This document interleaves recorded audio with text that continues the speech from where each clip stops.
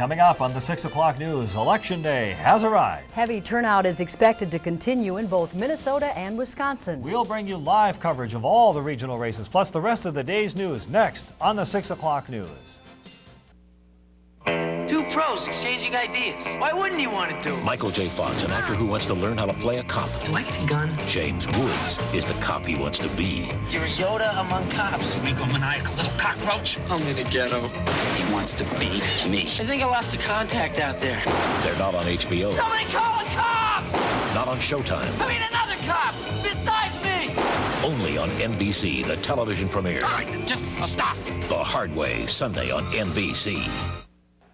Election Day is here, and voters from across the nation are lining up to make their choices. We'll have complete coverage of your vote straight ahead. Live from KBJR Channel 6, this is the 6 o'clock news. Good evening, everybody. I'm Michelle Lee. I'm Duke Scourge. Months and for some candidates, years of campaigning have finally come to an end as voters today step into voting booths across the country to select their leaders. Local Clinton proponents took advantage of their last opportunity to remind potential voters to support their candidates, hoping honking horns will translate into votes. Voter turnout has been heavy in both Minnesota and Wisconsin so far today. Some area precincts reported a surge of over 200 ballots cast by 7:30 this morning, only 1/2 hour after the polls opened. Wintry weather across our region isn't expected to hamper the voter turnout. On the range today, residents continue to shovel out from early November winter storm. The city of Virginia received 7 inches of snow overnight. Polling locations remain open despite the closure of some schools in that area. If you are still hoping to cast your vote but have been unable to get there because of the weather or other transportation problems, 2 Northland organizations are offering free rides to and from your polling place. Duluthians needing a ride can call the Duluth Central Labor Body at 724-1413 for a ride from the AFL-CIO. The Superior Democratic Party is also providing rides to the polls, and they can be reached at 392-3733. Central Labor Body President Mary Rosenthal says today's effort has been particularly helpful for the seniors. When you have weather like today and you have a very large senior citizen population in Duluth, what it means is that a lot of senior citizens then are able to make it to the polls and don't end up staying at home. I'd say that a good 90% of our telephone calls are from senior citizens who see weather like this, who see that it's slippery, that walking could be real treacherous, and instead of staying at home, it means that they go out to the polls and they vote. Our coverage of today's election will take you to locations across the Northland. We have Ted Rowlands monitoring the vote for Republican congressional candidate Phil Herwig at his headquarters. Ted, what will we be hearing from your vantage point this evening? Oh, we'll hear everything from our vantage point. We're at Phil Herwig's headquarters now, but we're going to move all across the nation, or not the nation, the region, and get reaction to the IR, from the IR side on all the different elections. Besides the Herwig Oberstar election, there are some other very interesting ones, including, of course, the Ben Boo-Tom Huntley election. The two met in 1983. Boo got 68% of the vote that time, but a lot of people think it's going to be much closer. We'll monitor that one at 10 o'clock. We'll go to Ben Boo's house and get reaction from him, win or lose. And then, of course, Eli Militich will be going up against Sam Solon. We'll talk to Eli, also win or lose tonight. So right now, not too many people at IR headquarters. They're gearing up for a big night ahead. In about an hour or two, people will start filing in here, and we'll have reaction from the independent Republicans throughout the evening. Thank you, Ted. We have also Derek Hines stationed at the Casa de Roma restaurant in Duluth. It's Democratic headquarters for today's election. Derek will be joined by Barbara Riles and John Fido throughout the evening for election analysis. Right now, Derek is standing by live with a look at how things are going for the Democratic candidates. And so far, Derek, what's the mood down there? Well, right now, Duke, the place is pretty empty, but we have some people beginning to file in, putting up the campaign signs, the charts to monitor all of the voting totals as they come in tonight. Of course, this election is very big for the DFL party. There is a mood of change on the national level, the potential to get a Democratic president back in the White House for the first time since 1980. And also, there is the throw the bums out mentality that has swept the country. What the DFLers are counting on in this northern Minnesota stronghold is that people will maintain what is a classic pattern for voting. The voters hate the legislature but love their individual legislator, and they're counting on DFLers to return to many of the seats. Of course, we do have the potential for a couple of upsets as well. We'll have DFL reaction throughout the night from right here at the Casa de Roma. Back to you. Thank you, Derek. Well, races in Douglas County on the county and statewide levels are being covered by Heather Filkins. One race in Wisconsin has already garnered national attention as one of the tightest state elections in the country. Heather is monitoring this race as well as all of the Wisconsin elections affecting our region. Heather, tell us a little bit about how the Bob Cast and Russ Feingold matchup is shaping up so far. Well, that matchup is definitely pretty exciting over here in Douglas County. It's an exciting time to be at a polling place, actually. There are tons of people here right now, not many unregistered voters signing up, but in front of me there are registered voters out the door. These people are very excited to vote this year. We've got some races that we're covering here, Bob Cast and Russ Feingold. Very exciting, very tight race there, only 2-point spread in the latest Milwaukee Journal poll. Now I'm also going to be looking at some other races around here. The Douglas County Sheriff's race is also very tight. We've got Democrat incumbent Marv Arneson, who's been sheriff since 1990, and he's going up against Republican Alex Cotter. Now there is also an independent in that race, that's William Benjamin. So this is a very exciting race to watch. We're also looking into the 73rd General Assembly with Democratic incumbent Frank Boyle and his opponent, that would be Kim Culp. Very exciting races to watch there. We're also looking into the residential property tax reduction referendum. It's a very exciting referendum looking into property tax relief for low to moderate income people. Many Republicans against it, Democrats for it. I'll be reporting live from Douglas County tonight. Back to you two in the studio. Thank you, Heather. Now, we understand that voting is described as very heavy on the Iron Range today as well. Across the range, including the city of Virginia, where this video was shot, there are key legislative races to be determined. There will be new legislators elected in the Hibbing and Virginia area, the result of some retirements and redistricting. Equally important, a number of communities on the Iron Range have school referendum questions on their ballots today as well. Our job here in the studio tonight will be to serve as the command center for the election, giving the latest results in all the election races that we're covering tonight. That's right, and it's from here that we'll direct the action to the reporters in the field who will be interviewing the winners and losers tonight. And we'll also bring you the results of our polling on some of the key issues in this campaign. It's a busy night ahead. Stay with us. And still to come on the News 6 o'clock report, the first snowstorm of the season leaves some broken homes in its wake. And fire destroys a historic local business but doesn't slow its service. We'll have the story when we come back. Give your walls fresh color with Glidden paints from Menards. Spread satin is on sale for just $9.59 a gallon. Spread enamel is just $12.99 a gallon. And bring in your color samples for computer color matching. Add style to your home with Armstrong ceramic tile. Our video center has do-it-yourself tips. 4x4-inch wall tile is now just 12 cents per tile. Save on brands like Armstrong every day at Menards. Save big money at Menards. When it comes to values, nearly 750,000 people agree. Mercury Sable is the one car they value. Why? Could be Sable's dual airbag protection, standard for '93. Its contoured interior with 6-passenger comfort. Its available ABS brakes or aerodynamic shape. Then again, it could be a more basic value, like a great low price. The 1993 Mercury Sable. All this and the quality of a Mercury. Escape to Wisconsin's beautiful Bayfield County and enjoy the magnificent South Shore of Lake Superior. Then get ready for fun. Follow Scenic Highway 13 to Isle Vista Casino, where you'll find the best in exciting high-stakes gaming. Try your hand at $quarter slot machines, test your skill at bingo or blackjack, then tackle the challenge of video poker. Don't take a chance in your search for fast-paced gaming action. Come, play at the casino that overlooks the Apostle Islands, Isle Vista Casino, just 3 miles north of Bayfield. Firefighters say old electrical wiring ignited a blaze at the Duluth Budgeteer office building today. The fire caused thousands of dollars in damage, destroying months of hard work.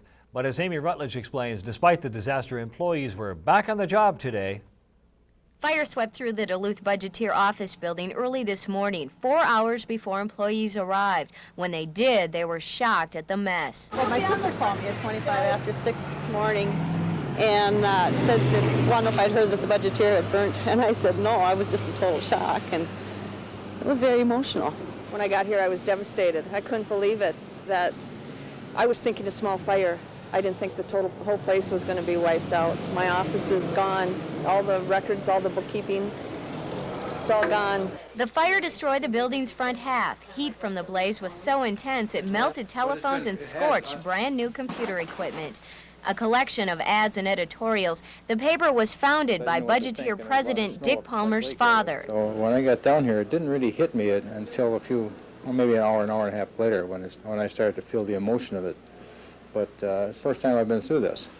It's devastating. The Duluth Budgeteer has been serving this area for the past 60 years, and in all that time, they've never missed a publication date. And workers here say despite today's fire, a paper will be delivered this week. With computers on loan and backup files spared by the fire, employees were back hard at work just hours after the disaster. That's a good question. They can expect the Budgeteer. How big is play it by ear. Whether the full edition or not, employees say the paper will arrive on Northlanders' doorsteps early Saturday morning. In West Duluth, Amy Rutledge, News 6. Fire officials say an alarm or sprinkler system may have saved the building from any more extensive damage. Well, it wasn't Hurricane Andrew, but it sure felt like it for one North Shore homeowner. Yesterday's storm unleashed high winds and waves that blasted the shores of Lake Superior. Wallace Baker says 35 to 40-foot waves swept away nearly half of the land behind his home, a 9-foot retaining wall, and his pump system. Baker's thinking about rebuilding, but isn't sure it'll do any good. The other night, it is awesome, and we aren't sure. Baker is hoping the Lake Superior Soil and Water Board will help him rebuild a sturdier wall. You know, I saw him downtown today, and he says, I'm on my way to meet your news crew now. And for a half a second, I thought to myself, now, let's see, do I know this gentleman? And where if I? And obviously, there's where he was going. He completely surprised me. Yeah. That's too bad. That I'll tell you, that lake has really packed some punch. Don't ever underestimate the fury of Mother Nature. Indeed. Yes. Measured in snow, the storm of the past 2 days hit much harder the further you were from Lake Superior. Carol Hall will have the final snowfall tallies, plus all the day's weather when we return. Stay with us. New car payments, $450 per month. $450? Why pay for a whole new car when PDQ Engine and Machine can build you a new engine or sell you one off the shelf? They can do that? A remanufactured engine is one that's completely remachined to original manufacturer specs. All wearable parts are new. How much? PDQ can build you the typical V8 for around $850, installed if you want. See the PDQ listings in the yellow pages under Automotive. Our philosophy is making sure that we service our customers. And that's what it's all about. That's what we're here for. And that's what makes it exciting is when a customer comes in and says, Tom, thank you. You've done a good job. Your employees have done a good job. You have good insurance companies. And it's nice to walk out of the office that night knowing we've accomplished that. In 1973, America was living life in the slow lane. And while we weren't moving too fast, we were getting plenty of exercise. Good thing Country Kitchen was right around the corner serving great tasting food, just like they do today. Come in and enjoy the country classics, beef stroganoff, lasagna, and chicken and biscuits. Special meals at a special price. Well, at least today when we exercise, it's our choice. Yesterday and today, Country Kitchen. Wednesday on Seinfeld. Well, yeah, he laughs, he cries, he sings. And he does kung fu. That is one angry clown. Then on Mad About You, when the subway shuts down, Paul and Jamie take charge. Oh, you know, honey, you really got a knack for this job. It's an all-new Mad About You after an all-new Seinfeld. NBC Wednesday. Then it's a woman's worst fear. Her doctor assaults her. This guy is not gonna stop. But when the law can't stop him, his victims will. Law and Order, NBC Wednesday. You're watching KBJR TV, a Granite Broadcasting Corporation station. The news continues. We were just talking about casting the ballots, which a lot of people are doing. We really have the liveliest conversations when these people are away on commercials. Right. Well, I know down in Moose Lake Township there were some lines at 1 o'clock, and they're expecting a huge outpouring of voters after work tonight. I was number 211 at the poll this morning, just a little bit around 8 o'clock. 211. I mean, isn't that amazing? And you both had to stand in line. And look what you have done here. I mean, red, white, and blue. Very patriotic. And with the little stars on it. I got lucky at the polls today. I came at a quiet time, but they told me that, boy, the lines had been just horrendous throughout the day. So it's good to see that the weather has not been keeping people from the polling places, and we were all giving our scientific measurements of the snow. Michelle, about that much at your house? Still on the ground. About like this much, and this shanked like this much. I understand the range. There's your official tally. There's about that much at my house. 14 inches Very officially. scientific. 14 inches officially at the airport. We'll try to get some tallies for you at 10 o'clock tonight when all the results are counted. But today was finally a day where the snow began to taper off. Made it up to 34 degrees. 30 was the overnight low. 43 the normal high for the state. 73 the record high, that going back to 1903. 28 the normal low, too, set the record low in 1951. Right now, still some light snow up at the airport. 32 degrees both over the hill and downtown. 39 right now in Superior. Winds out of the north at 13 miles per hour, 92% the humidity. The dew point at 30 degrees, and our barometer 2962, and it's rising as that storm system pulls away from our region. 33 is the current temperature at Silver Bay. 29 right now in Ely. 36 Ashland. 31 at Hayward. 34 degrees at Thunder Bay. International Falls checking in with 29, as is Hibbing. 33 right now in the Twin Cities. 30 degrees Grand Rapids. A very cool 27 degrees right now in Fargo. Some cooler air starting to invade that part of our region. There's this low pressure system. It's right over the western end of Lake Superior and very slowly moving out of the region. Now, of course, this storm is not an Alberta Clipper. This is the same type of storm as the mega storm of last year, just not quite as intense. The storms that form in the southwestern part of the country move into the southern plains, manage to gather an awful lot of moisture from the Gulf of Mexico. Then they slow down, track very slowly northward up into our region. Boy, when you see one of these storms coming, you know it's time to duck and cover. At least get out that shovel and snow blower, because you know we're going to get hit. Another low pressure right now in the southern plains. This one is bringing some rain and even some snow to parts of Kansas. For instance, Kansas City today saw some snow just like we did. But look at this beautiful picture.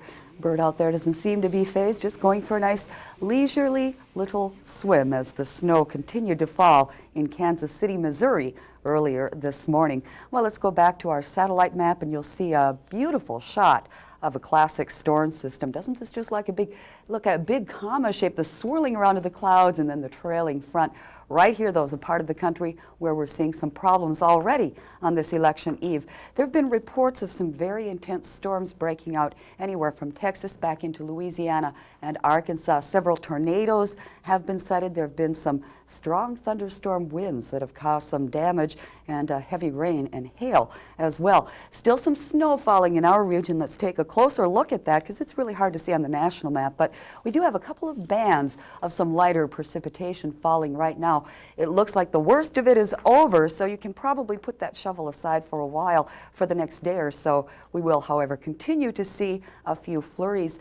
There's that low. It finally begins to track to the east tomorrow, but with a storm this strong that's got so much circulation around it, of course we're still going to see clouds and some light flurries possible even as that storm begins to pull away. Now, as that storm pulls away, it will be bringing some very cool air into the region. Looks like the 20s will be it for the high temps tomorrow in many parts of North and South Dakota and even northwestern Minnesota. We'll get up into the 30s throughout much of our region, and the 40s, dipping as far down south as extreme northern Oklahoma. Tonight's forecast, that snow will be tapering off to very light flurries down to around 22 degrees in Hibbing, 23 Duluth Superior, 25 overnight in the Dairy State.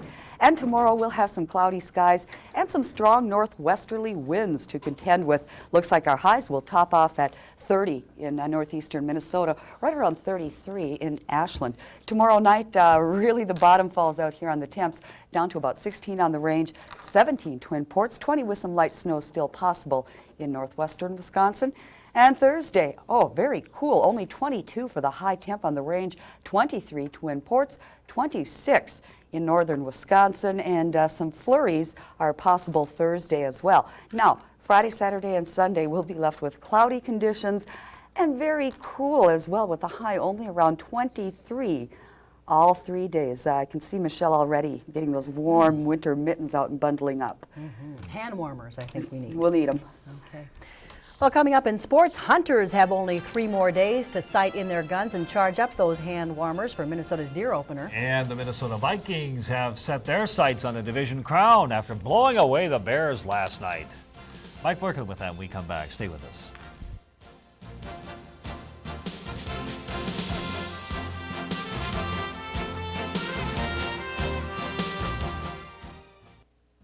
Linda, I'm worried about you. You're working too hard taking care of Dad, and I'm out of town. I just really can't help.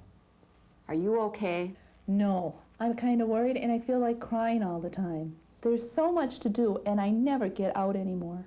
You need some support. Let's call to see what's available. Don't try to care for your elderly parent or relative alone. You can get help with cooking, grocery shopping, senior care, medical appointments, housework, and more. Take care of yourself, too. Call Senior Link in Minnesota. I recently became a new mom, so of course our lives have changed. So when we began thinking about a new car, safety was a concern. We looked at foreign and domestic cars, but out of all of them, only the Ford Taurus had anti-lock brakes and both a driver's and a passenger side airbag. So now, when I drive our Taurus, I know the most important person in that car isn't me anymore. Lease a 93 Ford Taurus for $249 a month for only 24 months at your local Northland Ford dealer. At Play It Again Sports, we encourage recycling.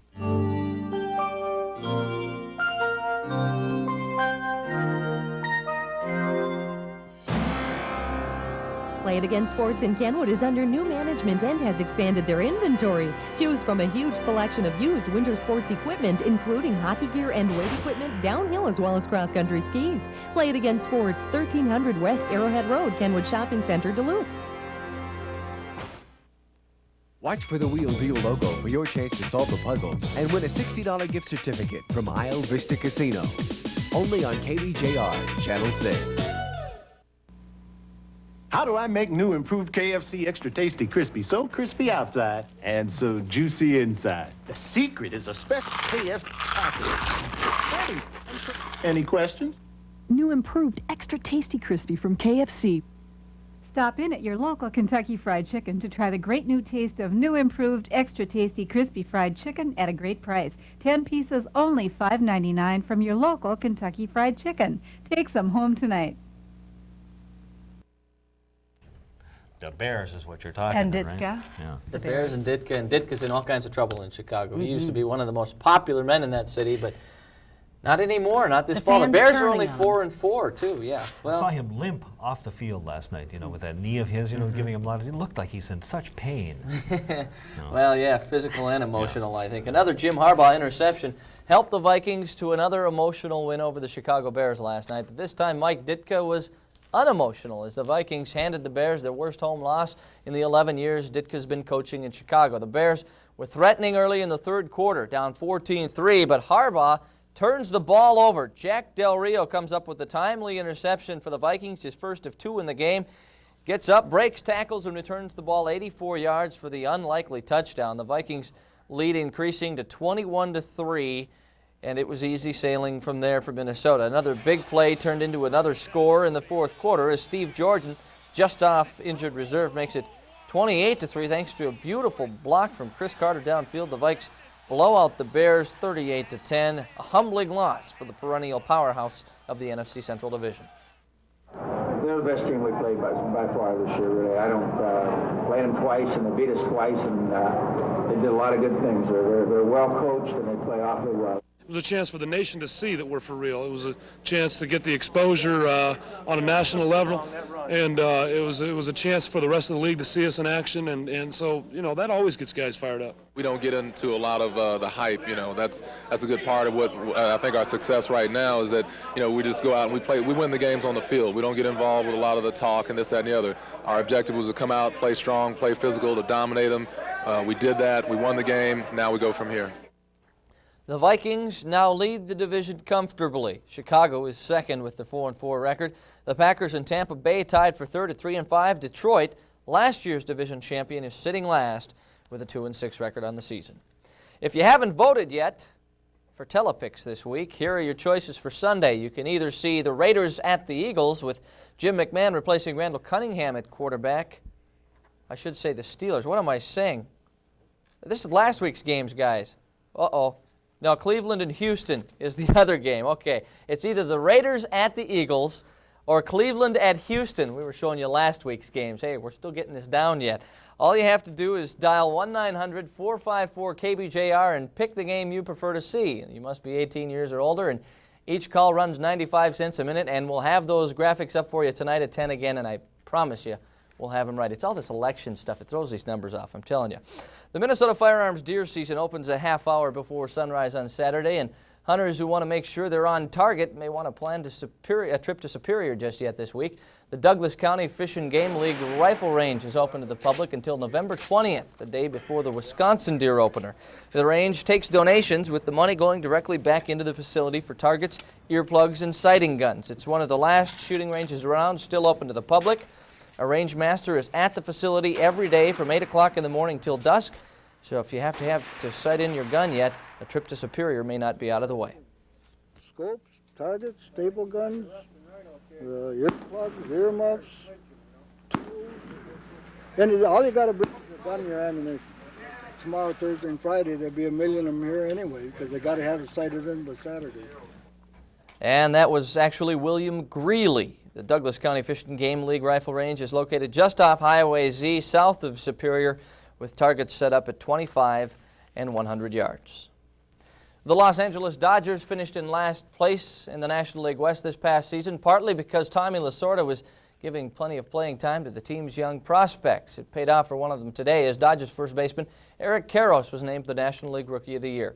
Karros was chosen first on 22 of 24 ballots and easily beat out Montreal's Moises Alou and Pittsburgh's Tim Wakefield. The Dodgers first baseman hit .257 with 20 home runs and 88 RBIs this year. He becomes the 10th Dodger in team history to earn Rookie of the Year honors.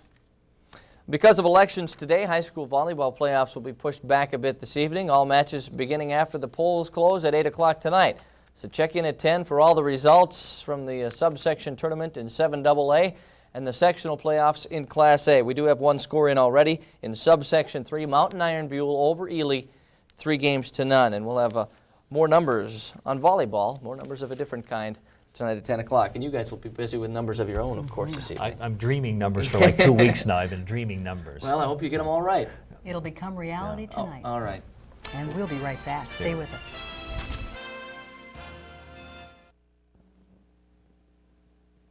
Being injured in an accident can turn your life around. Suddenly, there are new concerns to worry about.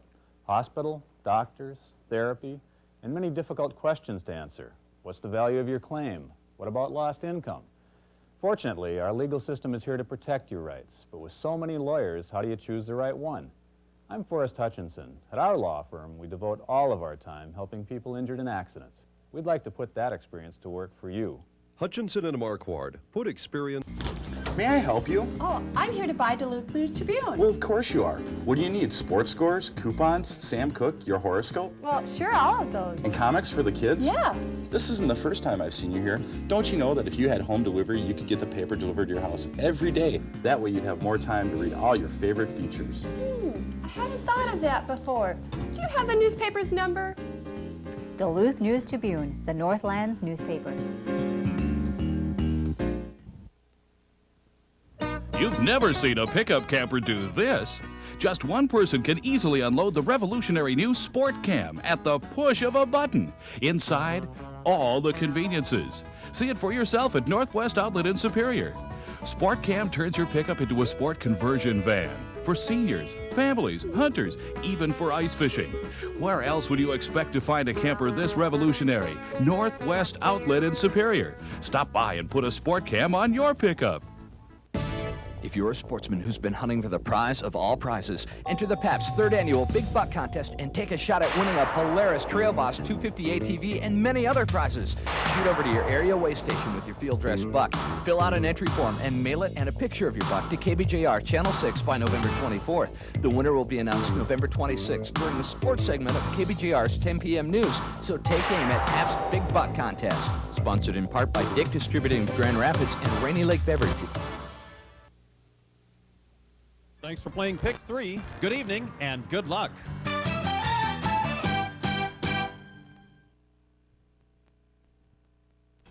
Now, we'd like it if you'd stay with us this evening because we'll provide complete live coverage of local and national races every half hour at 22 and 52 after each hour. 22 and 52. We'll remember that. We'll also have the complete rundown of local race results immediately following the 10 o'clock news tonight. I hope we remember because we have to be sitting here in these chairs. We're not going anywhere, folks. Stay with us now. We're back at 6:52 for the very first look at tonight's election and what we have coming for you. We'll be here. We hope you will too. Until then, good night. Men's wardrobe provided by Reinhold's, Miller Hill Mall, main entrance.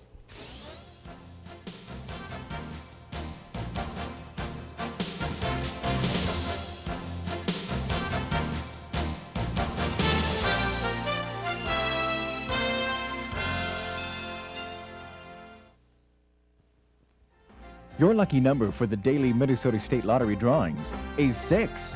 KBJR Channel 6. Powerball drawings come to you Wednesday and Saturday nights at 9:59. Then tune in Monday through Saturday nights at 6:50 and Sundays at 10:28 during the Channel 6 10 o'clock news for the Minnesota State Daily 3 and Go for 5 drawings. Only on conditions. The same numbers in Wisconsin as well. The Democratic and Republican presidential candidates have spent a lot of time in the Badger State. Now, Ted Rollins is standing by live at Independent Republican Party headquarters. And Ted, with what's happening nationally, what's the mood there? The mood is, of course, cautiously optimistic. Don't want to say too much before they start seeing returns in. Not too many people here yet. They'll be coming in about a half an hour or so. 7:30 was the scheduled party time. So a few people here getting everything organized and getting ready. Of course, a lot of different races we'll be watching tonight. The Phil Herwig Oberstar race, one of them, but another very interesting one is the Ben Boo race. And he, of course, is going up against Tom Huntley. If you look at some figures that we have earlier in a KBJR Zenith Research poll, Huntley has made up some tremendous ground. As of late, he made up some considerable ground in the last 3 months. He went from 19% all the way to 38%. Another race also that should be very interesting will be the Eli Miletich-Sam Solon race. Eli's made up some ground on Solon, but the interesting thing about this one is the large number of undecided votes. 20% at the time that we did that poll, and that was in October, so those people will undoubtedly decide that election. And we'll have, from both of those candidates, some reaction, whether they win or lose. We're keeping our eyes on everything that's going on down here, and we'll give you the reaction when it comes through. But right now, it's just kind of wait and see, so we'll do just that. Duke? Thank you. That was Ted Rollins live at Duluth's Independent Republican Party. There is also a DFL party tonight, as you might expect. That's right. Barbara Riles is standing by live at the Casa de Roma with the mood at that location. Barbara? Thanks, Michelle and Duke. I'll tell you, the most activity going on here right now is the camera crews that are setting up to cover what is expected to be a pretty big party here at what is now DFL headquarters. There are expected to be all kinds of people, as always, when DFLers get together. Lots of fun, lots of food, and lots of activity. Joining us through the evening with analysis is someone who knows a lot about politics in this area, a man who's been through and involved in politics for a long time, John Fido. And John, welcome. We're going to be talking about a lot of the races. Ted Rollins mentioned some that are going to be very tight, and you and I were talking about that. What do you think is the mood of voters? There's a lot of people have been saying there's one of kick the rascals out. You think it's going to be a clean sweep? What do you think? I don't think that you're going to see something that across the board that you can say this is what the voters are thinking. I think that people feel very strongly about this race, and they're judging on the basis of what they're hearing their candidates say, and they're listening very closely. They're voting less with their heart than they are with their pocketbook or on the basis of a slate of questions that they want to hear their candidates respond to. We talked about that voting earlier because voting is often motivated by the heart and not always by the head. This year, with the economy as tight as it is, a lot of people perhaps are motivated more by what they're thinking about rather than what they're feeling. Is that the way you see voters choosing this year? I think so, and I think that specifically in the presidential election, they had a choice to make between Perot and Bush and Clinton, and they heard a lot of issues that they traditionally hadn't heard. They didn't see quite as much expressed in commercials and more on debates and those types of things. So people did feel strongly. We'll talk more about that, John. We'll be coming back to us several times during the evening, probably about once on the half hour. So we're going to take it back to Duke and Michelle, and we'll be talking a little bit later. Thank you, Barbara, and thank you, John. Stay with us because we'll be right back. Owning your own home is one of the greatest things in life. At Republic Bank, you'll find very competitive rates and people that really want to help. If you're looking to purchase a home, come to Republic Bank. You'll find a lot to your liking. You'll quickly find out how much you qualify for, and you'll find we shop the market to bring you lower interest rates. But most of all, you'll find how important you are to us as a customer. Republic Bank, with 3 locations to serve you. Member FDIC. From the reporters in the field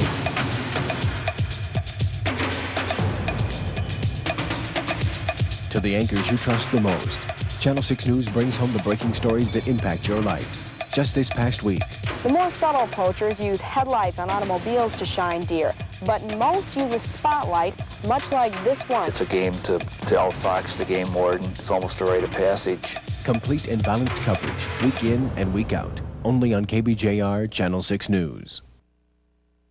Now, as we said throughout this evening, we are going to have polling results for you, and the latest KBJR Zenith poll conducted over the past few days shows the economy a major issue. We asked people if they felt better off than 4 years ago. The overwhelming majority say that they are the same or at least worse off. The same group broken down along party lines shows DFLers feeling the economic pinch more than people calling themselves independent Republicans. Now, we are going to be back in about 30 minutes with another look at what Northland voters were thinking today. We have talked with them all over the region. And we will continue our live reports as results come in, including a special one-hour program beginning at 10 p.m. And then we'll also have our wrap tonight at 10:30. So please stay with us throughout the evening.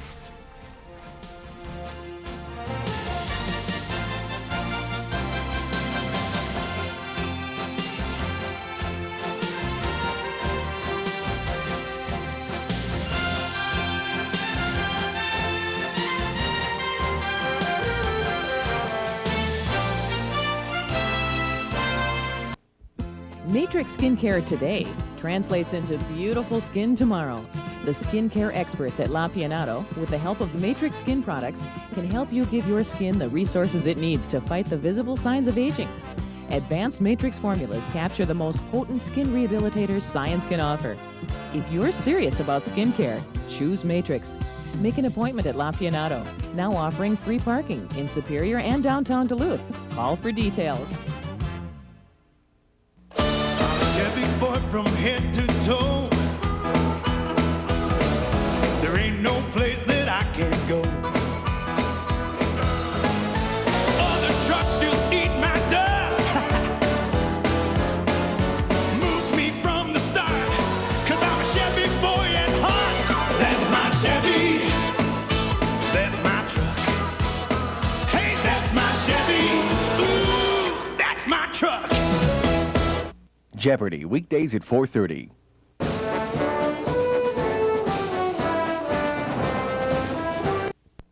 Wisconsin has been named one of the swing states in this national election. Heather Filkins is standing by live now with word on some of the local races we'll be talking about tonight.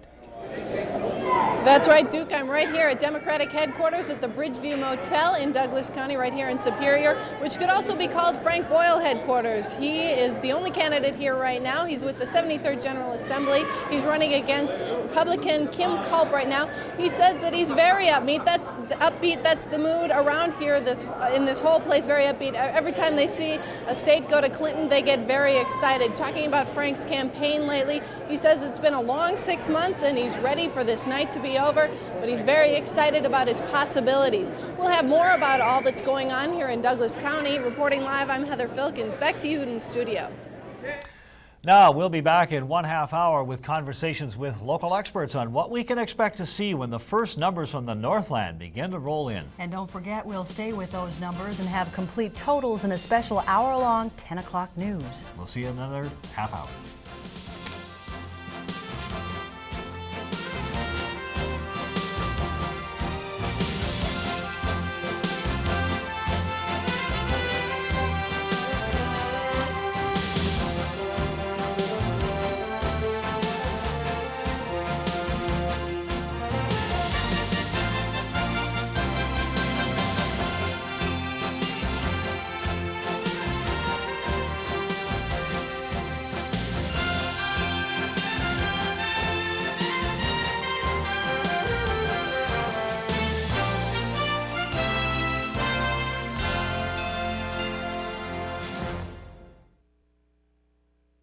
Good evening, I'm Duke Scorridge. And I'm Michelle Lee. In just a few moments, the polls will be closing and a lot of questions will be finally answered.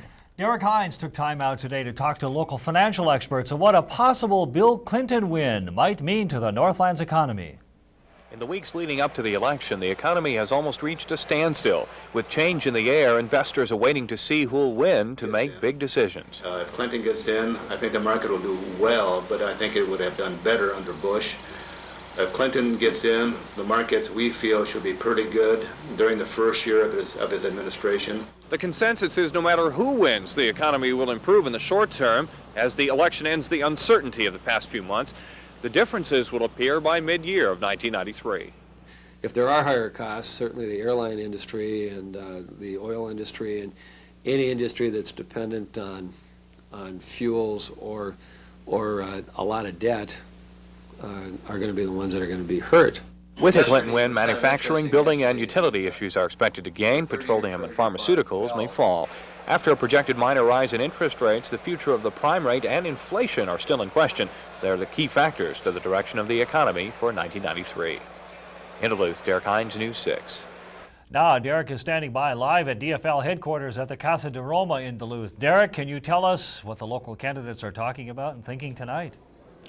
Well, Duke, again, the mood is optimistic here at DFL party headquarters. I have Senator Sam Solon with me right now, up for election this year against Eli Miletich. We were talking just before we came on, a campaign that got tough toward the end, the last week or so, a very tough campaign. How do you think things went, and what do you think the voters were thinking this afternoon as they got into the polling booth? Well, first of all, Derek, I'm glad that the weather was, a decent day for people to get out there and vote compared to last year's blizzard we had in October, November. So there are many, many people voting, not only nationally, but in Duluth, the turnout in my precinct was about 75–80%.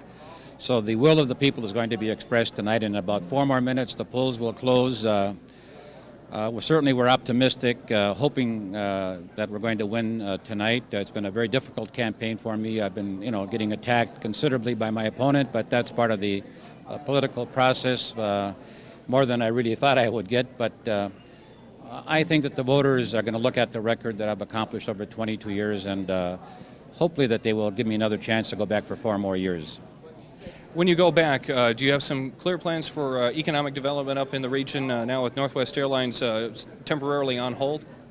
Well, we're certainly going to wait till November 5th to see what the courts start ruling on the Airbus legislation. That is the key thing. We're going to spend an awful lot of time next year just trying to trim the budget, cut back on some spending because we are going to be facing about a $800 million budget shortfall through 1995. So we've got 5–6 months to work on it, but we're all going to have to tighten our belts. Spending will be down. People have been getting 6–8–10% increases. For example, various programs are going to be cut down to 2 or 3%. So I think we can do that without a tax increase, Derek. But it'll be hard work. Thanks very much, Senator Solon. Reporting live from the Casa de Roma, I'm Derek Hines. Back to you, Duke. 61-year-old Sam Solon, been in the legislature since 1971, Michelle. All righty, we're going to be right back, so stay with us.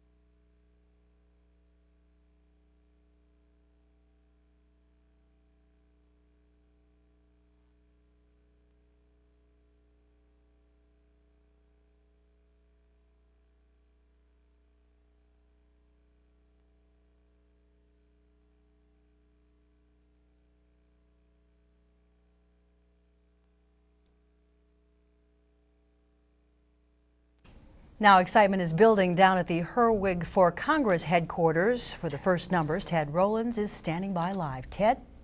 Thank you very much, Michelle. Right now, everybody cautiously optimistic. Still, the national results are not good if you are an IR person, but the local ones haven't come out yet, obviously, so everybody very optimistic and eager to see those first numbers come through. We've got Phil Herwig with us right now, and he's trying to unseat James Oberstar. Nationally, things don't look very good for the IR, for the Republicans, but locally, nothing's come through yet. How do you feel?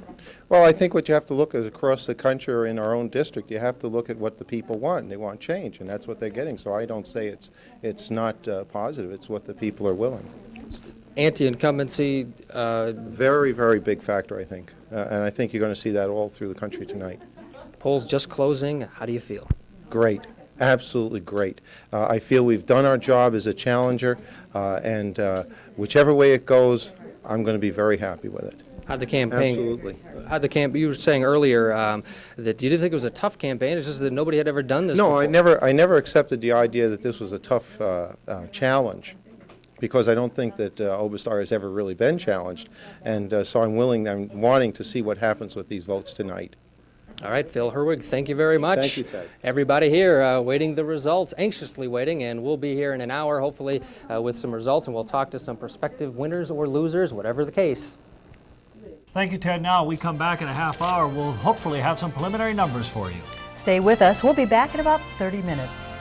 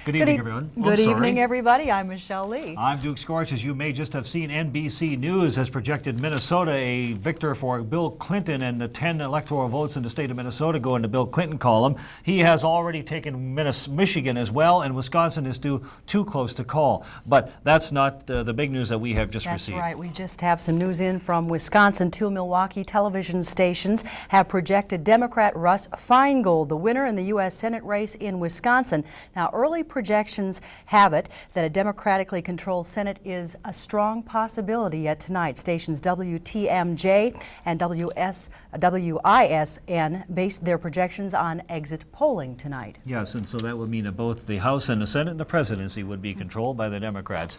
Bill Clinton, as you just may have seen, has 238 electoral votes, President Bush with 46. Now, Barbara Riles is standing by live at DFL party headquarters, where the mood is probably picking up now, Barbara, over this amazing victory by Bill Clinton as it appears to be going at this time. Thanks, Duke and Michelle. You bet. They are very happy here. As the news came in about Minnesota and Michigan, there was a definite lightening of the mood. The room is beginning to fill up, as you can see behind us, and the people are very happy here. They were delighted as well with the Russ Feingold victory that you just announced. John Fito joins me. We've been talking about why Minnesota is so solidly Democratic. I mean, obviously, there's a strong mood here in the DFL headquarters. But why has this state always gone Democratic? Well, I think that historically this is a state made up of strong ethnic backgrounds, people of first generation who came over from European backgrounds where they were looking for freedom. They were looking for an opportunity to express themselves, to believe in what they wanted to believe, to work for a situation that made their children's welfare better.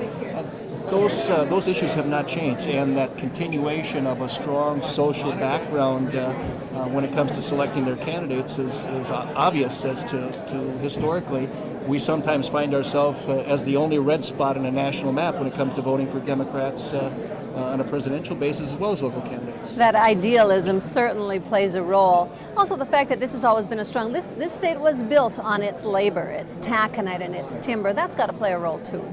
I think very much so. You have a lot of people who have a labor history, a labor background, and you don't do away with those types of ingrained traits or beliefs from generation to generation. They're passed on. Well, Congressman Oberstar has just come in. The room has taken on a decidedly excited air, and we're going to ask the congressman to join us shortly. We'll take it back to you while we set up to talk with the congressman. Now we have some figures that we're going to give you in that Wisconsin Senate race that you talked about just a moment ago, and we'll go over. Well, here are the figures now. Russ Feingold with 62% of the vote already, 38% for Cass, and this is with 25 of 3,589 precincts. Again, 2 Milwaukee television stations are projecting Feingold the winner. We'll be going over to Heather Filkins in Superior for some reaction to this, but first we'll take this commercial break. Stay with us.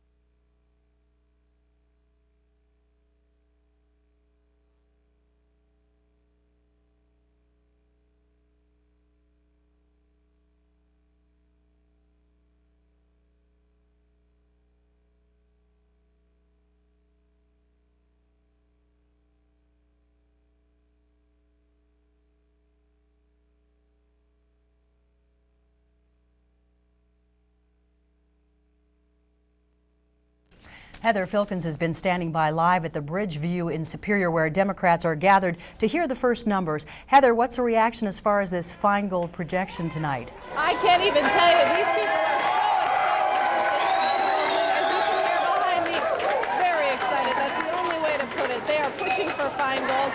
Now, I've got some of the latest numbers from South Superior right now. Frank Boyle is running ahead 2-1. Clinton is running ahead 3-1. Feingold 2.5-1. And Sheriff Marv Arneson is running slightly ahead. Now, he is joining me right now. Sheriff Arneson, what do these polls indicate to you? How do you think you're doing? I'm afraid I couldn't hear you too well. Could you ask that question again? Sure, you're running slightly ahead. How do you think this will turn out? Well, you got to remember that South Superior is one of my opponent's home area. So really, this doesn't indicate anything. All right, now you were saying you were excited about the high voter turnout. Tell me about that.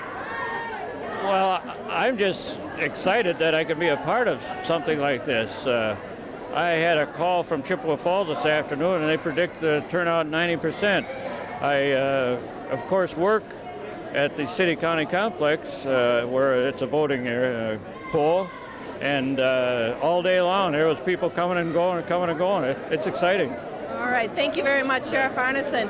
All right, Duke and Michelle, very excited people over here at Democratic headquarters. They're rooting for Feingold. They're rooting for all these Democratic candidates. Very excited. Reporting live, I'm Heather Filkins. Back to you in the studio. Some very big news out of Wisconsin tonight. Yes, and it's going to get a lot bigger because in the next half hour we'll have a lot more results for you. Stay with us.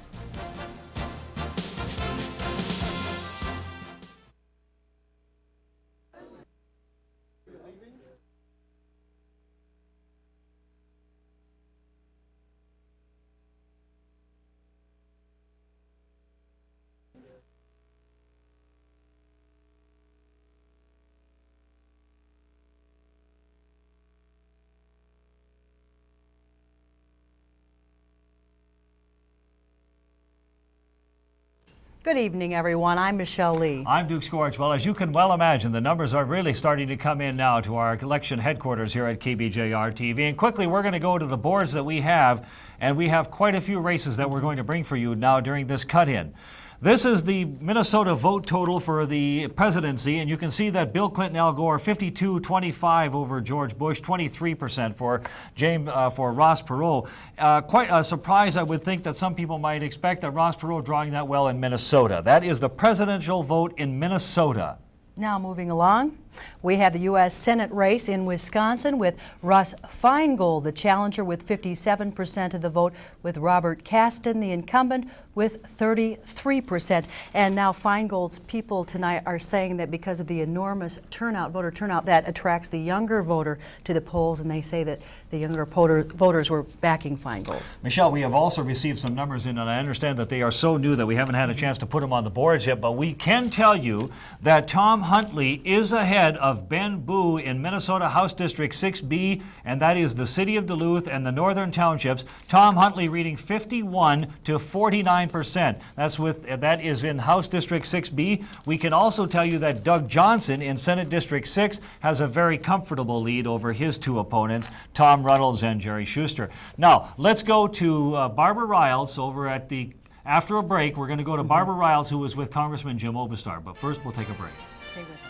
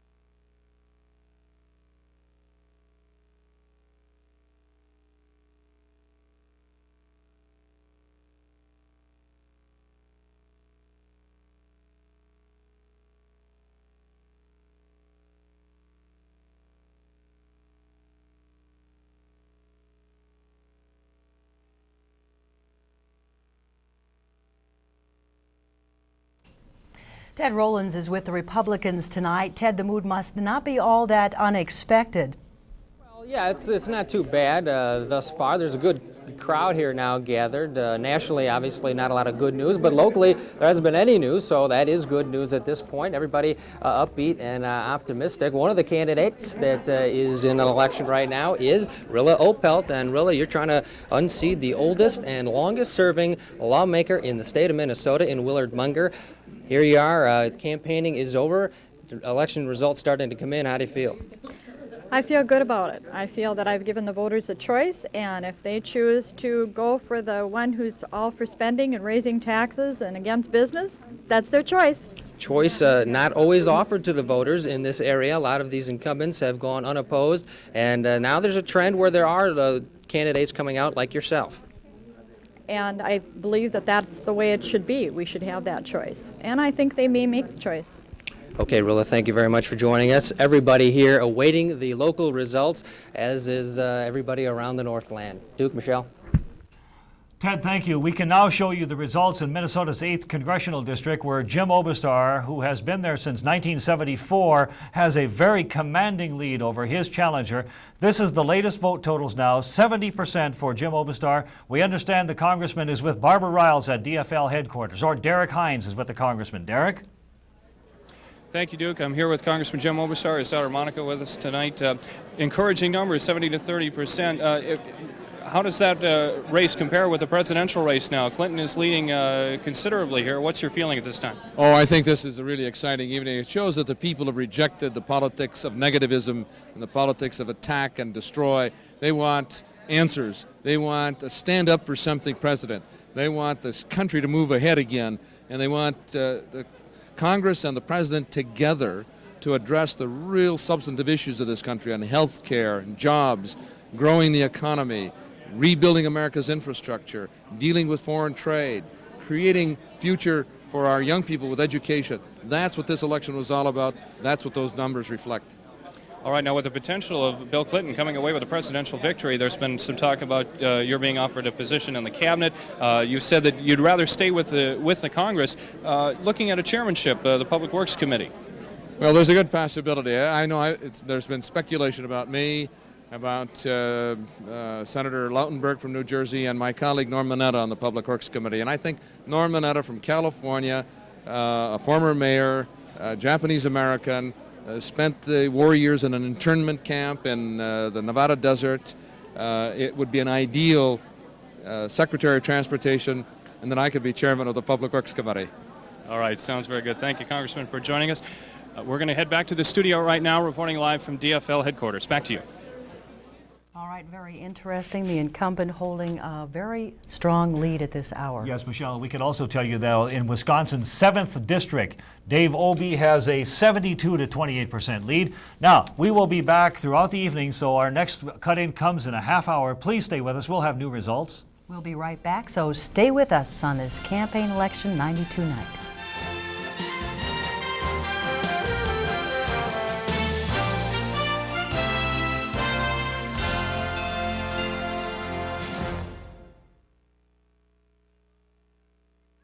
Thus far, the Clinton-Gore team with 51% of the vote, the Bush-Quayle team with 28%, Ross Perot and James Stockdale at 21%. This is, we're going to keep on moving now. This is the Wisconsin vote total. Bill Clinton, Al Gore, 46 to 35 to 19. Clinton-Gore takes Wisconsin and their 11 electoral votes. Now moving on for the U.S. Representative, the 8th District, Jim Oberstar, the incumbent, with 70% of the vote, Phil Herwig with 30%. The U.S. Senate over in Wisconsin, Russ Feingold, the challenger with 59%, incumbent Robert Kasten with 41% of the vote. Congressional District, District number 7 in Wisconsin, Dave Obey, the incumbent, with 69%.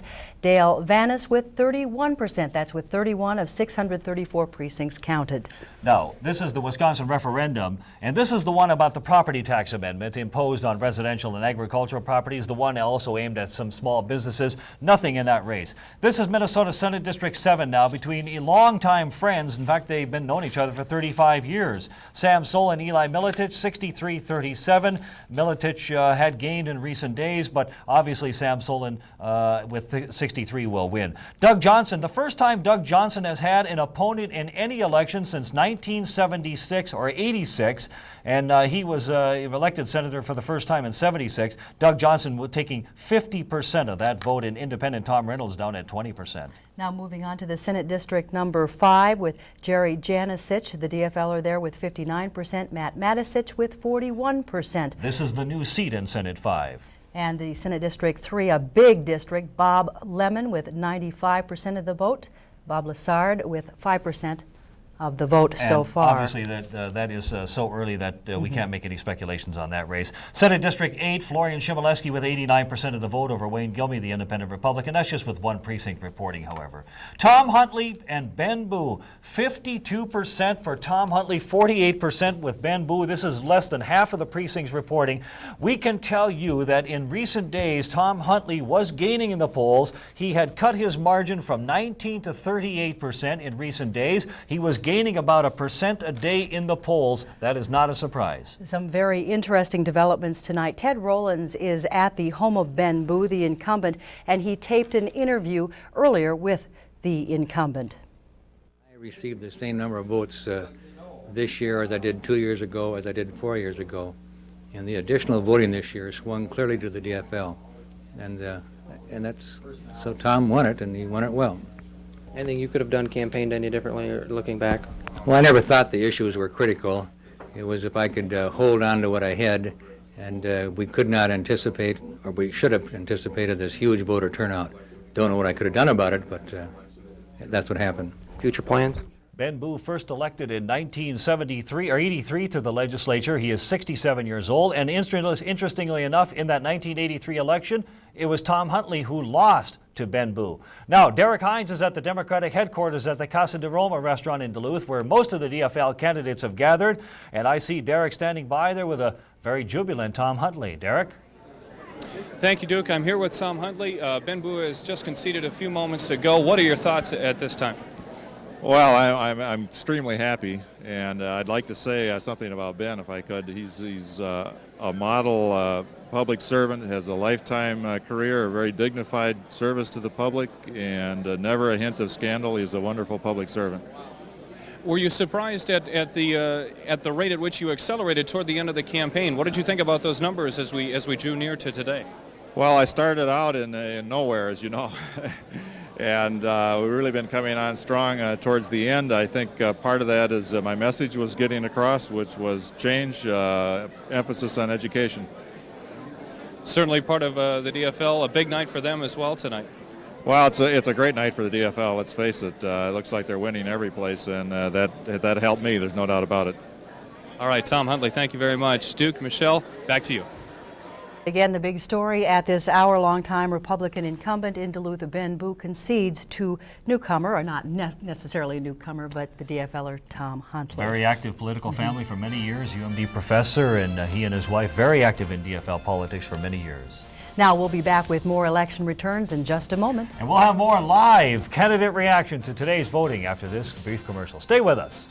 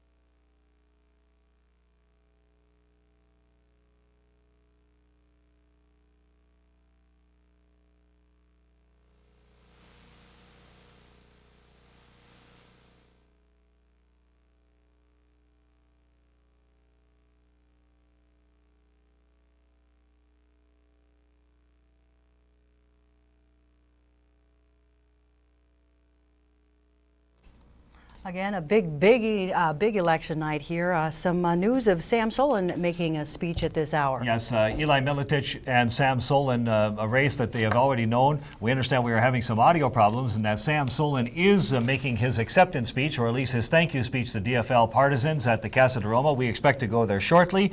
What we should do here, first of all, is go back to some of the numbers that we have now for you this evening. This is the Willard Munger Rila Opel election in Representative District 7A. The oldest continuous legislator in the state of Minnesota, Willard Munger, at 81 years old, with 70%. He is going back to St. Paul. Now, I understand that Sam Solon is standing by, so let's go right now. And I can just go on and on. Labor has been fantastic. AFSCME has been just super. Mary Rosenthal, all of the various labor organizations, and many of the professional groups. And I know that as I stand here, my mind is going a little bit blank, and I'm going to forget a lot of people. I want to thank Tom Reagan and Congressman Oberstar. I want to thank my colleague, Doug Johnson, who also was reelected tonight. Congratulations to Tom Huntley.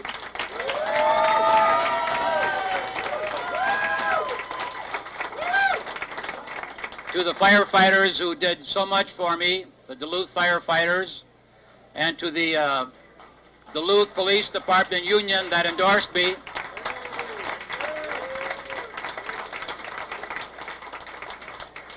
and to those wonderful students at the Duluth Technical College, the Duluth Community College, and those at UMD who delivered so many votes for me.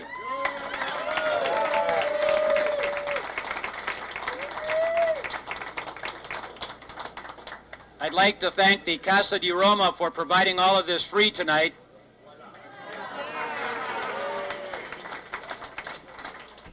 Sam Solon, as he thanks the many people who helped him in his victorious election tonight. So another run in the Senate District number 7, another couple of years for Sam Solon. Now we're going to go to some more numbers. The representative of the District 7B in Minnesota, Mike Jaros, with 2,081 votes. Lloyd Vino with 1,275. Representative in the District 3B, Lauren Solberg, the incumbent, with 62% of the vote, and Nona Reardon with 38% of the vote so far. In the Representative District 8A, Jan Granis with 57%, Mary Murphy, the incumbent, with 43% of the vote. Michelle, we had a chance to talk, if we just might go back to that a minute, we had a chance to talk with a lot of political observers, and they said that if anyone is vulnerable on the DFL side of the election, it would be Mary Murphy, as Jan Granis put up a very strong race. This may not hold through the evening because it is only with just one precinct reporting, but a lot of people we spoke to said that Mary Murphy was vulnerable. Now, we're going to go to some Wisconsin races in a moment, but first we're going to take this commercial break, and then we'll be going live to Wisconsin. Stay with us.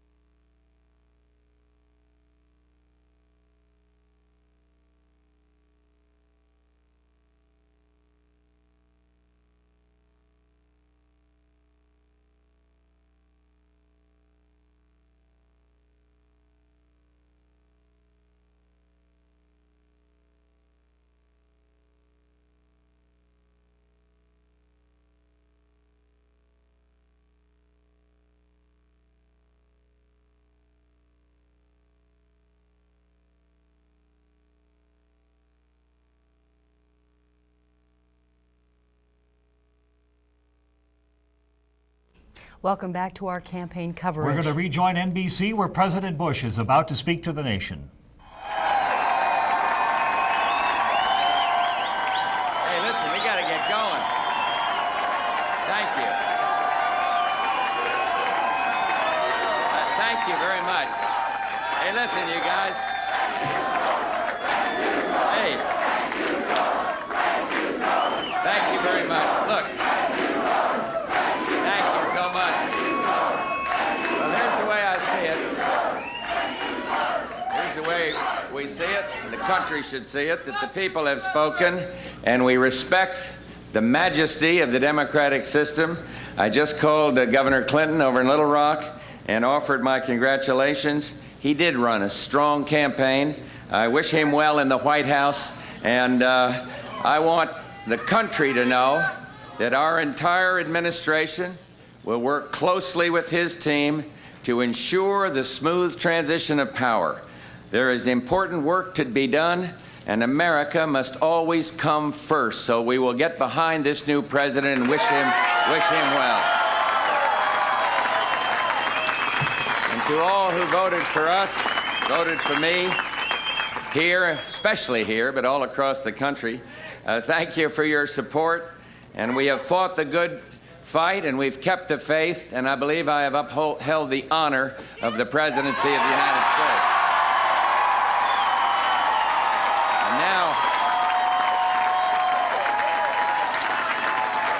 And now I ask that we stand behind our new president, and regardless of our differences, all Americans share the same purpose, to make this, the world's greatest nation, more safe and more secure, and to guarantee every American a shot at the American dream.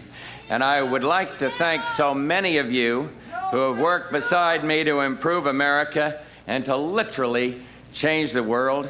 Let me thank our great Vice President, Dan Quayle. You know,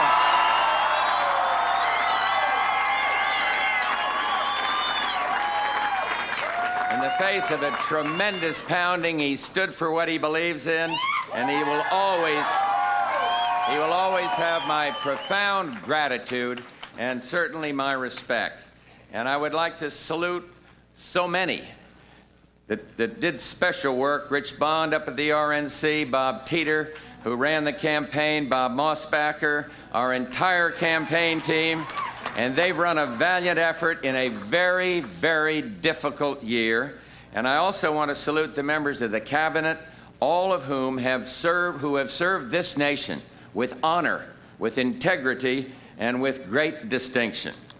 And I would like to single out two leaders who represent the ideals of the ideal in public service. Together they've helped lead the world through a period of unprecedented transition. I'm talking, of course, about my National Security Advisor, Brent Scowcroft, and Jim Baker, and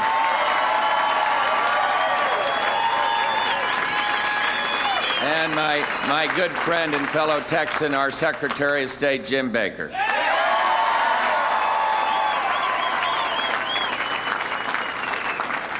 Finally, of course, I want to thank my entire family with a special emphasis on a woman named Barbara.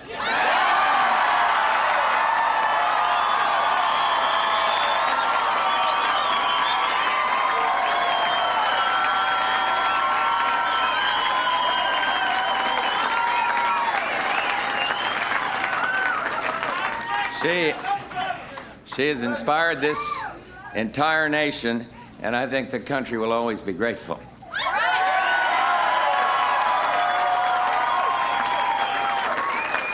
But tonight is really not a night for speeches, but I want to share a special message with the young people of America. I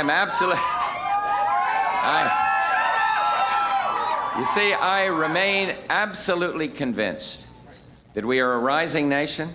We have been in an extraordinarily difficult period, but do not be deterred, kept away from public service by the smoke and fire of a campaign year or the ugliness of politics. As for me, I plan to I'm going to serve and try to find ways to help people, but I plan to get very active in the grandchild business and in finding ways to help others. But I urge you, the young people of this country, to participate in the political process. It needs your idealism, it needs your drive, it needs your conviction. And again, my thanks, my congratulations to Governor Clinton, to his running mate, Senator Gore, and my special thanks to each and every one of you, many of you who have been my side in every single political battle. May God bless the United States of America. Thank you very, very much. George Thank Bush, you so much. 68 years of age, his patrician manners showing him and serving him well tonight, a man who has served about half of his public life, his adult life in public office. President George Bush making his concession speech. Now, we can tell you that Governor Bill Clinton has not scheduled a time, but obviously you can expect that soon we will be hearing from the president-elect from Arkansas. Stay with us. We're going to be right back with more campaign coverage.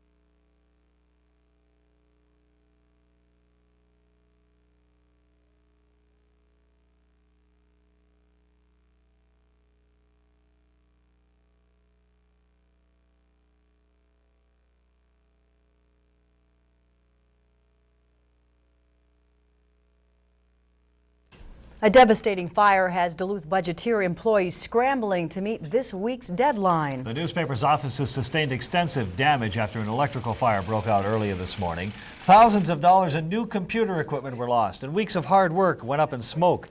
Despite the damage, employees are optimistic. During 60 years of publication, it's never missed a week, and employees don't intend to have that happen now.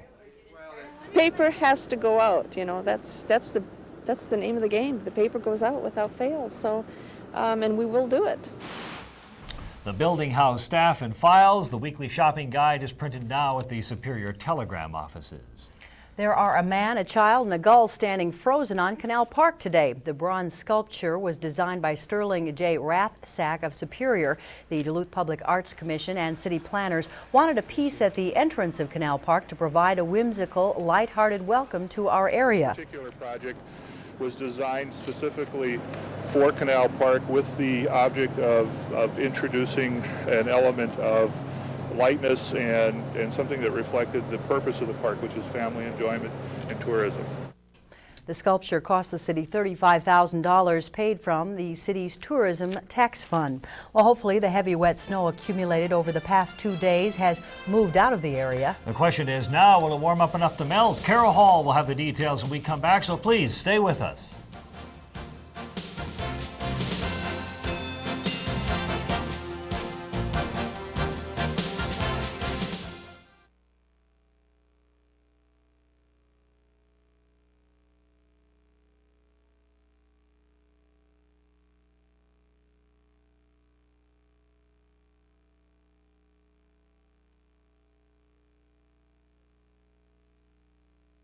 Oh, you didn't have to move it that. Oh, yeah, you did for the camera.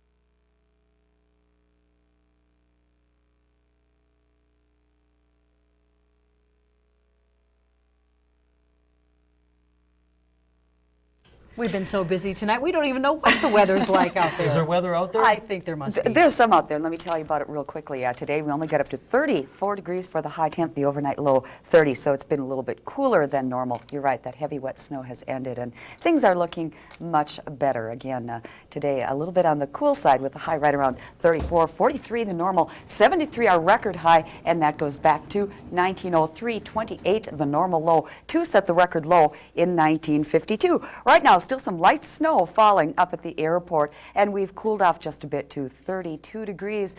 The winds are still coming out of the north, and it looks like things are starting to look a little bit better. The barometer now holding steady at 29.66. Let's check out some conditions around the region. 33 is the current temp at Ashland, 38 right now in Hayward, down to 29 in Ely, 32 degrees at Silver Bay, also 32 at Thunder Bay, 28 right now in Hibbing, 29 at Grand Rapids. Rapids. How about that snow? Well, we got a report from the Duluth International Airport, officially 4.4 inches. That brings the month and this storm total up to 14 inches. 19 already for the season, and the snow depth 12 inches. It may be more or less depending on where you live.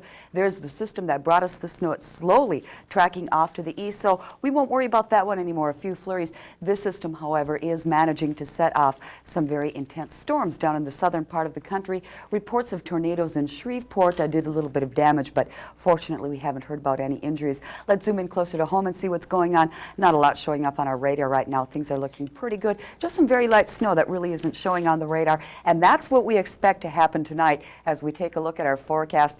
Very light snow tapering down to flurries. 22 the overnight low on the range, 23 Twin Ports and northern Wisconsin, 25 overnight. Tomorrow looking like a cloudy day. Could see a few flurries. 30 in northeastern Minnesota, right around 33 in the Dairy State tomorrow night. Really cooling off out there, down to 16 in Eveleth, 17 Cloquet, 20 in Ashland, and Thursday, another very cold day. The high only getting up to 22 on the range, 23 Twin Ports, 26 in northern Wisconsin with flurries possible. The look ahead looks like it's cloudy, mostly cloudy skies and cool Friday, Saturday, Sunday. That takes care of the weekend. Only up to about 23 degrees for the high temp. At least the weather today wasn't so bad that it kept a lot of people from the polls. That's true. Oh, I'm sorry. I new polling results. You've got that. You know, this is just the most exciting day is a that lot of any fun. anchor person could ever want. I'm sorry to neglect you. No problem. I was listening. Did you do the forecast already? I did the forecast. Okay. Yes, you did. Well, coming up in sports, after setting sights on the presidential race today, many hunters prepared for the upcoming deer hunting firearms season. Tom Hansen has that. Stay with us, please. We'll be back.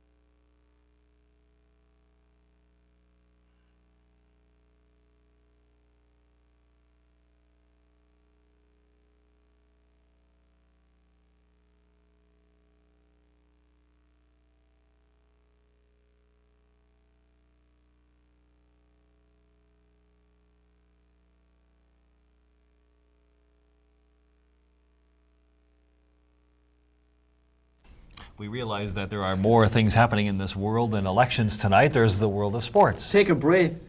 Just relax. I will. State law says you get a little break every now and then.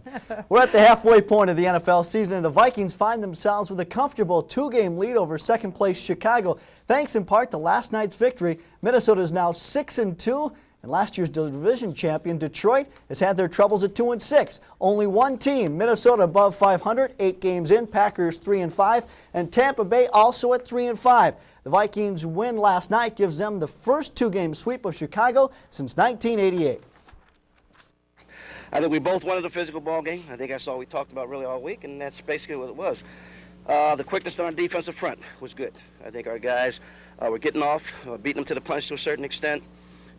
We had a lot of guys rallying to the ball. Well, I mean, I just think that everybody came here determined to set the record straight and to go out and play a great football game, and we did that. I mean, we kept the ball and we didn't turn it over but the one time, and our defense came back and saved us, and so that was the difference in the game. We held on to it and they didn't. Now that you have cast your ballots for president and vice president, time now to turn your attention to this week's telepicks. One option, the Raiders against the Philadelphia Eagles. The other choice, Cleveland at Houston. You have to be 18 years of age, just like regular voting. Be able to pay 95 cents per minute to cast your ballot. Results will be announced on Thursday. High school volleyball, some playoffs in action. And let's go first to the high school volleyball. There we go. MIB wins 3-0. And in Section 7 AA, Denfeld over Central 3-0. We don't see that yet on the screen. There it is. It was Proctor over Virginia 3-1 and Grand Rapids over Cloquet 3-zip. College volleyball, one match to report. Southwest State over UNB at Romano Gym 3-2. The Minnesota firearms deer season opens a half hour before sunrise on Saturday, and hunters who want to make sure they're on target may want to plan a trip to Superior yet this week. The Douglas County Fish and Game League rifle range is open to the public with targets set of up to 25 and 100 feet. It's open every day till dusk, and with the opener this weekend, it should be a busy few days at the range. Tomorrow, don't make any difference. Tomorrow, Thursday and Friday, there'll be 1 million of them here anyway because they got to have it sighted in by Saturday. We got everything: scopes, targets, staple guns, earplugs, earmuffs, tools. All you got to bring is your gun and your ammunition. The Douglas County Fish and Game League rifle range is located just off Highway Z south of Superior. Targets, earplugs, and sighting scopes are all provided. The NBA preseason officially came to an end tonight with the annual Hall of Fame game in Springfield, Massachusetts. Jerome Kersey with the jam for the Blazers. Kendall Gill had a big night as well in the first quarter with 10 points. Here he gets the jam. Clyde Drexler, playing in his first preseason game because of a knee injury, hits from long range. Clyde the Glide back from playing with the Dream Team this summer. The final score in this game, Portland 124, Charlotte 118. Terry Porter had 30 points in this game to lead all scores. Portland led at the half and also at the end of the third quarter. So Duke, Michelle, back to politics. Your break's up. Come on, let's get with it. Give them some elections. Boy, we have so many more numbers that we're going to give. Oh, So we'll slide 'em. thank you, and No problem. we'll take a break and be back. Stay with us.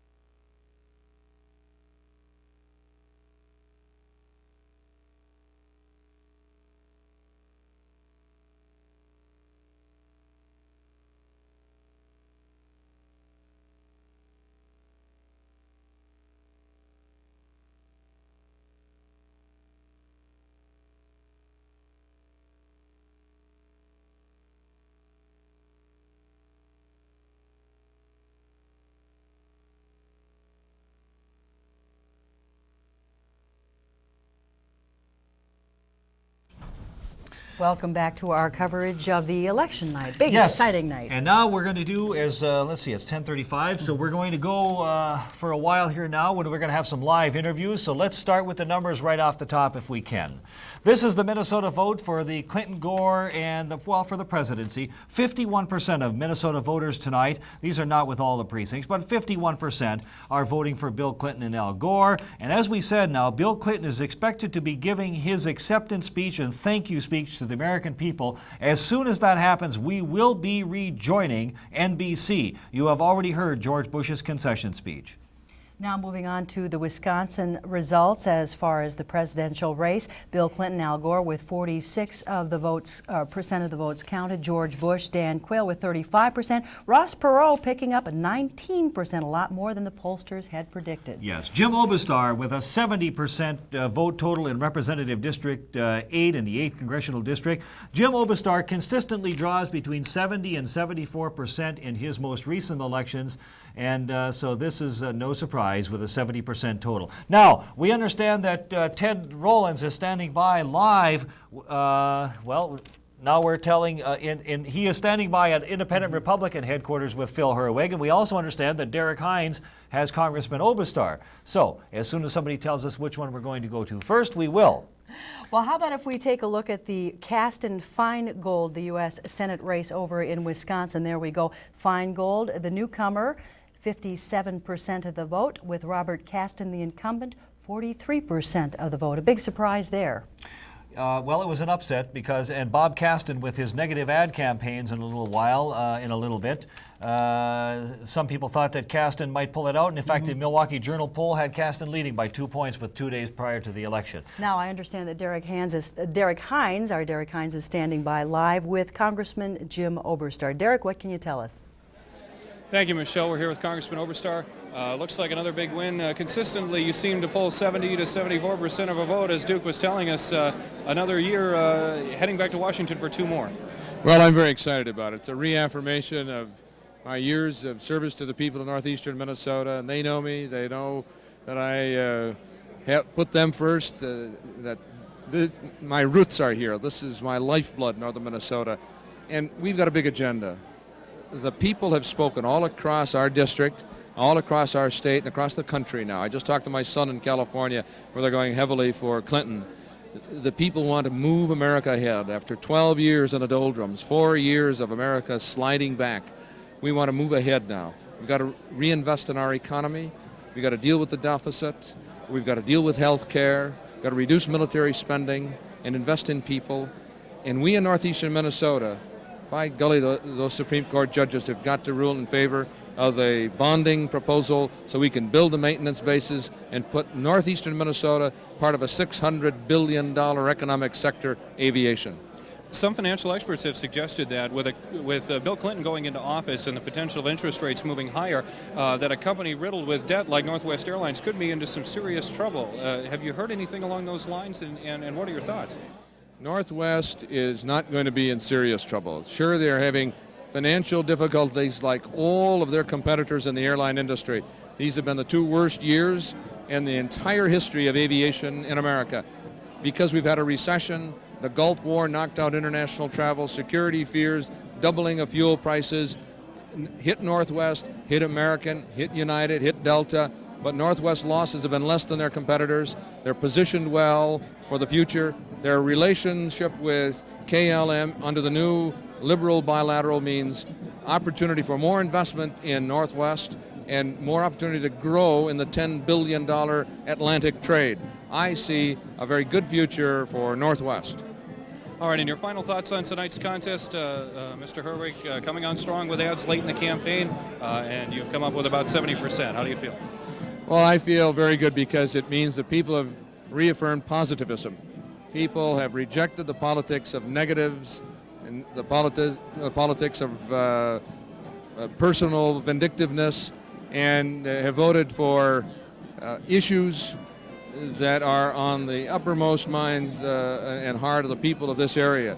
They want to see us moving ahead, and that's what we're going to do. It's a mandate for the future. Okay, going back to our earlier conversation earlier tonight, we were talking about possibility of a committee chairmanship with Public Works. You've told us that you're very interested in the position. What would you look forward to doing if you're able to meet that goal? Well, if Bill Clinton should select Norm Mineta as Secretary of Transportation, and Mr. Mineta and I have been mentioned most frequently, and it would be a good move for Clinton to do that, then I would be in line to be chairman of the Committee on Public Works and Transportation, deal with highways, bridges, rural and urban transit, aviation, clean water, the Corps of Engineers program for inland waterway navigation, economic development. Those are all key to the Clinton presidency. He wants to rebuild America's infrastructure. That means roads and bridges and highways and transit, and aviation. We need to spend $50 billion improving America's airports in the next 5 years. And we've got the legislation in place and the Aviation Trust Fund to do it. Those are the things I'd like to see us do, and reinvigorate the economic development program of the federal government to help areas with high unemployment and lagging economies help themselves create new jobs and a new future. That also leads to the broader question of what you'll be able to do with a Democrat in the White House at this point. The Democratic coalition that has been continuing in the House of Representatives for some time. What sort of progress are you expecting to make now, particularly in the first few months of the Clinton presidency? Well, I think it'll be an exciting time because we'll have the Congress and the President working together instead of at cross purposes. It isn't going to be veto, not now, go slow. It's going to be, let's sit down, reason together, work together, put an agenda for the people, and move it through the Congress, signed into law by the President, and put it into action. And that's what I expect to happen in the first 100 days. All right. Thank you very much, Congressman Obasar, for being with us tonight. Back to you, Michelle and Duke, in the studio. Thank you very much, Derek Hines. You know, the Clinton win tonight has brought a new guessing game to the Northland, perhaps the #1 guessing game involving the congressman. Well, there was some thought early on in the campaign that if Clinton were to win, that Congressman Oberstar would be moving on to Secretary of Transportation. He says that his choice is Norm Mineta, who is now head of Public Works. And you know that Congressman Oberstar was administrative assistant to that Public Works Committee when his predecessor, John Blotnick, was there. And face it, the chairman of the Public Works Committee is one of the most powerful men in all of Congress, because nothing moves through for any public works project unless it goes through that guy. And heavens, look what Northeast Minnesota got under Congressman Blotnick and now Congressman Oberstar. Now, there was another candidate for you as a representative, the 8th District. That was Phil Herwig, the machinist and farmer from Malacca. And our Ted Rollins is standing by with Phil Herwig. Ted, what can you tell us from there? Michelle, well, first of all the numbers aren't in yet, and people here aren't too quick to concede. Phil Herwig is with us right now, and by no means, you've just told me, are you conceding this race? Oh, absolutely not. I mean, you know, you look at what we've got here. We've got a man that's talking about all kinds of things on there, and he's the same fellow that calls congressional reform a hollow gesture and dealing with the deficit of political gimmick. And I'd like to see, you know, what the real numbers are before we make any kind of decision on anything. At this point, his lead in the 70 percentile, but all of the precincts obviously not in. But I was talking earlier with your people, and you expected some of the precincts would come in at that level. Yeah, I'd like to see what the numbers are and where these precincts are, and that I don't have yet. Okay. Duke and Michelle, it's by no means over here at the IR headquarters, according to Phil Herwig. Jim Oberstar, we just heard from the DFL headquarters, and he seems pretty confident that he has won it, but by no means a concession coming out of Phil Herwig. If you can still hear us, what's been the mood there? What was the reaction there to the announcement that President Bush, when he conceded a little while ago? I'm sorry, Duke, I didn't catch that whole question. If you go ahead and ask me it again, I can catch it. Just wondering, what was the reaction there at IR headquarters when President Bush came on and gave his concession speech? Everybody listened very intently and gave the president a very hearty round of applause, and you could really tell the emotion of the people here at IR headquarters and their support for President Bush in the last 4 years, and that was about it. Thank you so much. Ted Rollins at IR headquarters. We have some more numbers, but before we go to them, we must let you know that Clinton is expected to make his acceptance speech at approximately 11 p.m., and of course we will be covering that for you. Now, some more numbers. If we can go to the boards now, we're going to begin in Congress District 7 in the state of Wisconsin. Dave Obey, 69% over Dave Vanis with 31%. And again, this is still early in the evening, but it would be a surprise if Dale Vanis were to upset incumbent Dave Obey tonight. And now we have some results on that controversial referendum in Wisconsin involving property taxes. 70% saying no, 30% saying yes. Now, let's go back into Minnesota. This is Senate District 7. You have already heard from Sam Solon tonight. We have not yet heard from Eli Miletich, and I think we have crews trying to get some remarks from the former Duluth Police Chief tonight, but we have not yet heard from him. Sam Solon with a almost 2-1 margin over Eli Miletich tonight. In Senate District 6, this is Doug Johnson, the first time that he is representing the eastern portion of the city of Duluth. Doug Johnson from Cook, the chairman of the Senate Tax Committee, coming into the city of Duluth, a long way away, a big district, 52% for Doug Johnson. In the Senate District 5 race, Jerry Janisich, the DFLer, with 59%, 41% going to Matt Matisich, that's with 3% of the vote tallied. District 3, Bob Lemon with 871 votes. He's the IR challenger. Bob Lessard, the incumbent, with the DFL 1,527 votes, 21 of 156 precincts counted so far. And now, looking at the Senate District 8, south of Duluth, Florian Shimoleski, the incumbent, with 64% of the vote, or rather make that 89% of the vote, I should say. Wayne Gilby, the challenger, 11%, and this is just one precinct of 37 that has been counted. We should also tell you that we will be updating for you in the next half hour, and also we have another show planned for you this evening, so if you don't see the updates here, we'll give them to you when we return. Here is one of the surprises of the evening. Tom Huntley and Ben Boo, they faced each other in 1983. Ben Boo won that race and has been in the legislature since.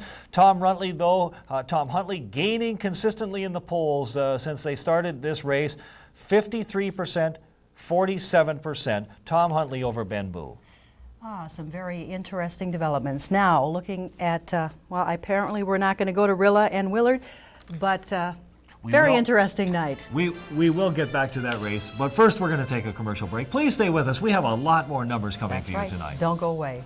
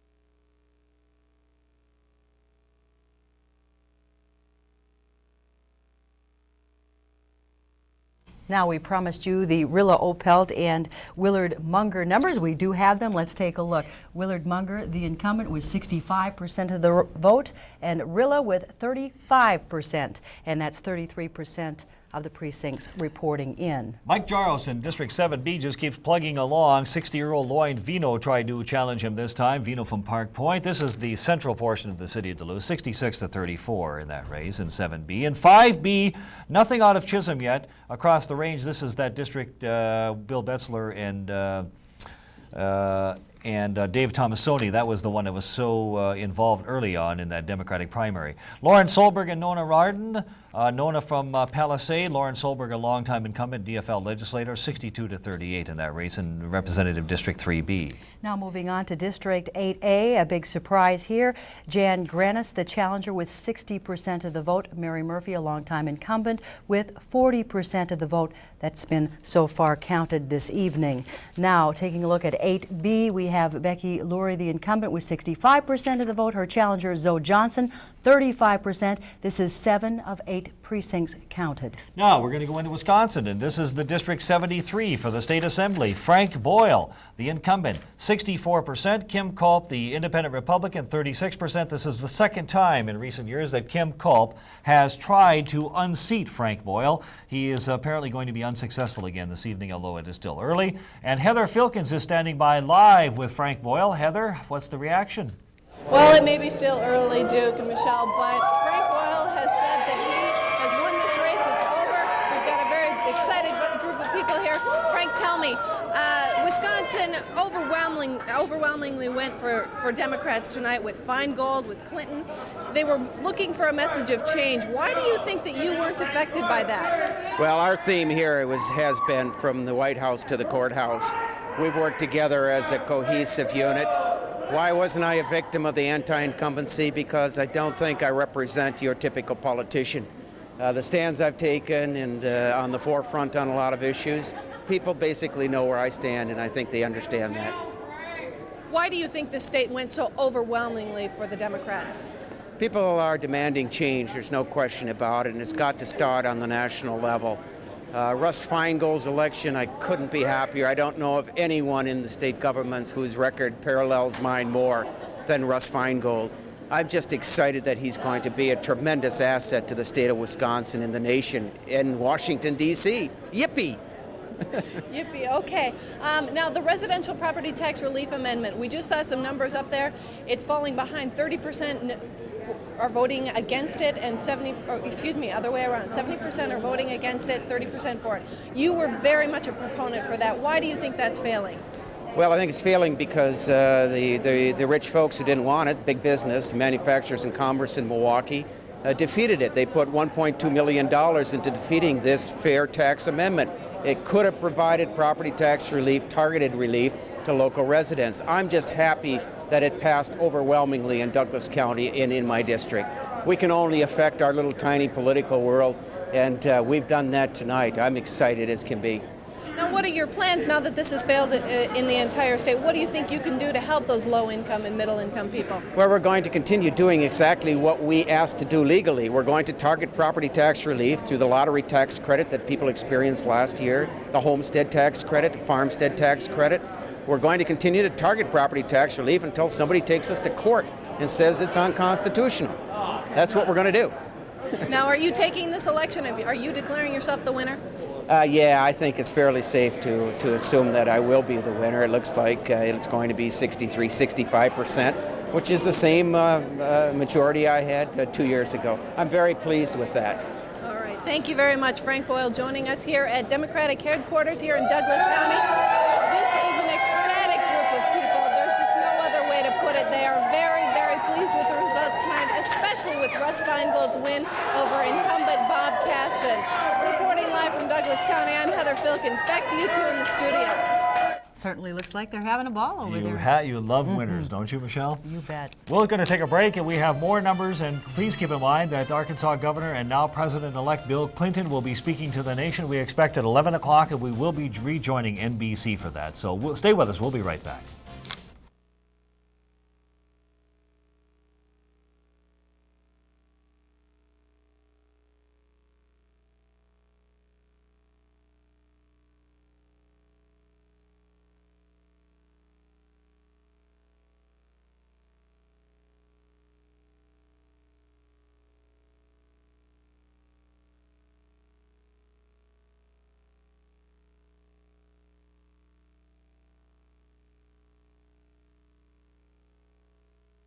One of the biggest races over in Superior and in Douglas County has to be the race for sheriff. And it is very close this evening, too, Michelle. If we might look at the boards, this is the Douglas County Sheriff's race, and you can see just how close it is. Still at this hour, 49% for Marv Arneson, 43% for Alex Cotter, 8% for the independent Bill Benjamin. Now, going on to the Ashland County Sheriff's race there, John Kovach, the Democratic candidate, with 80% of the vote. David Enblum, the Republican, with 20%. That's 12 of 26 precincts counted. Now, I know we have some other races for you, and this is Koochiching County in Commissioner District 1, and we have a lot of races throughout the region that we're going to try to get to. And if we don't get to them before 11 o'clock, please stay with us because we will have all your races for you.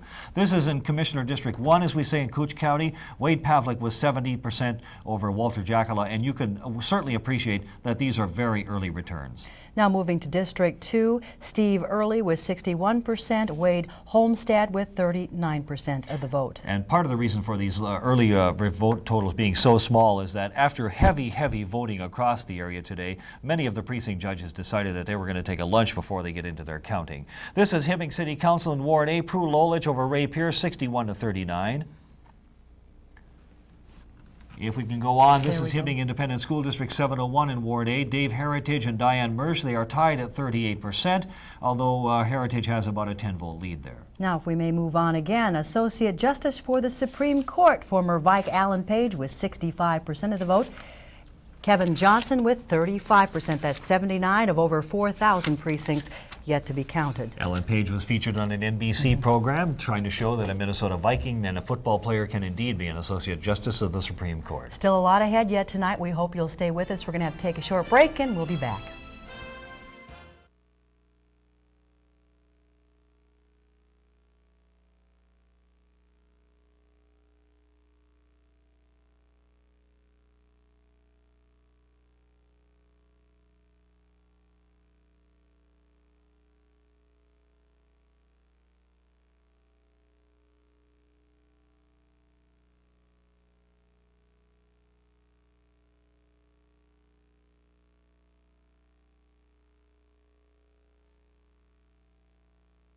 A lot of cheering tonight in Duluth, especially at the Casa de Roma restaurant. And we're going to rejoin now Barbara Riles, who is standing by with John Fido for some analysis of tonight's election. Barbara?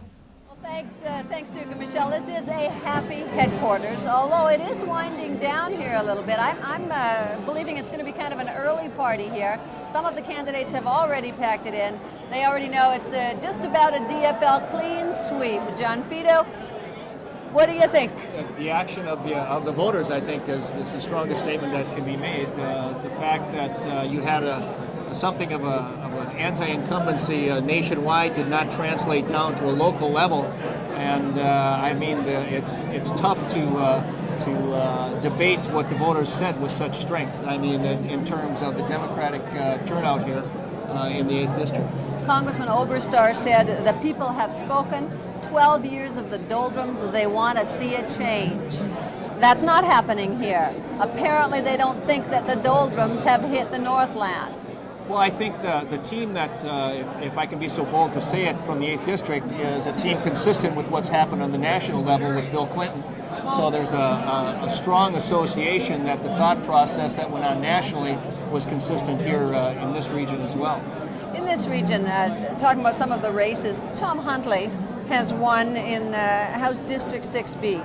He campaigned on issues that just about all of the candidates campaigned on. They want to see term limits. They say that the incumbents are taking too much PAC money, too much money from special interests. That worked for Tom Huntley. He defeated Ben Boo. But it did not work for Eli Militich, who said the very same things. Why? I think you saw in Tom Huntley a very aggressive campaign, a campaign that, in fact, Tom had carried to the voters before. I think in Eli's situation with Sam Solon, this was a first-time campaign, and it took longer for that to develop. That doesn't necessarily mean that there's a direct relationship between the two, but I do think that Tom has had a good chance to show himself to the voters as a solid candidate, and Ben's record is long-standing both as mayor and as a legislator. But in this particular case, once again, the voters' voice was very strong and very clear, and Tom Huntley will be the new representative from that district. There was some suggestion that Eli Militich came off as a candidate who was tough, strong, former police officer, and that it might have scared some of the voters. I think that again, it's a case of the message not being quite delivered the same way or received the same way. And Tom was the Democrat against Ben, who was the Republican. And in the far west, of course, you had the Republican Eli Militich versus Sam Solon as a Democrat. Thanks, John. We're going to take it back to Duke and Michelle. All right, thank you very much. Thank you so much. And now we are going to NBC News, where Bill Clinton is expected very shortly to tell the Americans that he's very happy tonight. Here are Tom Brokaw and Bryant Gumbel. Good evening. We're back in the capital of Arkansas tonight. We want to show you the scene as they await the arrival of their governor, the new president of the United States. That is Bill Clinton. There's an enormous crowd outside the state capitol. And Bill Clinton is the projected next president of the United States by all accounts. We want to tell you, first of all, well, we're going to see it or not. Oh, we're not going to see it. Well, we know that he's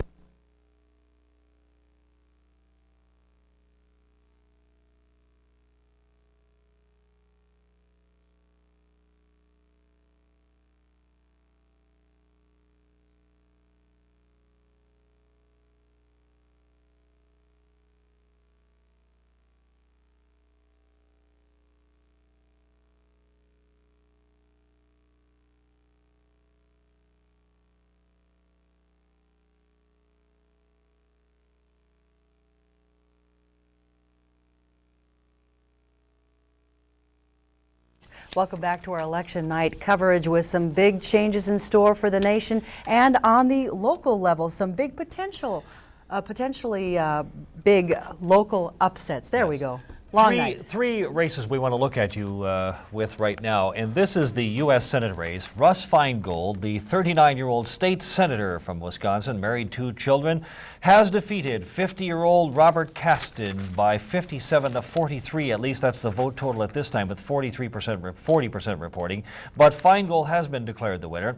Robert Caston, a U.S. senator since 1950, and Russ Feingold, one of the more negative campaigns run by Robert Caston, especially in the last few days, and Feingold gained national headlines for his innovative campaign style. Now, moving along to Minnesota's House 6B, another big upset there. Tom Huntley, the DFLer, with 53% of the vote. The incumbent, Ben Boo, the Republican, with 47%. Ben Boo in office since 1983, representing portions of Duluth. And it was Tom Huntley who lost to Ben Boo in 1983. This is the race that is getting closer as the evening will go along. In Representative District 8A in Minnesota, this is Hermantown and portions of the southern townships outside the city of Duluth. Jan Granis, independent Republican, her first bid for a really higher office. She is the former mayor of Carlton. 54% over Mary Murphy, 46%. Mary Murphy, of course, has been a legislator since 1977, and she is the chair of the House Energy Committee. But it appears at this point, unless things change, that Mary Murphy is going to be defeated this evening. Some big potential upsets there. We're going to take a short break. When we come back, we're going to get some reaction to that, so stay with us.